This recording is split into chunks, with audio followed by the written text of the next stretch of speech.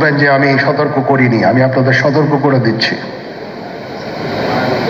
আপনারা যদি নিজেদের মধ্যে ভেদাভেদ ভুলে একসাথে কাজ না করতে পারেন, নিজেরা যদি কাদা ছোড়াছুড়ি করেন, মারামারি কাটাকাটি করেন, এই দেশ এবং জাতির স্বাধীনতা সার্বভৌমত্ব বিপন্ন হবে।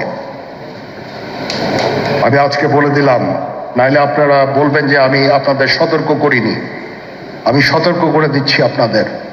আমার অন্য কোনো আকাঙ্ক্ষা নাই, আমার একটাই আকাঙ্ক্ষা, দেশ এবং জাতিটাকে একটা সুন্দর জায়গায় রেখে ছুটি করা।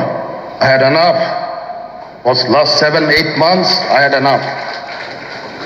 আমি চাই দেশ এবং জাতিকে একটা সুন্দর জায়গায় রেখে আমরা সেনানিবাসে ফেরত আসবো।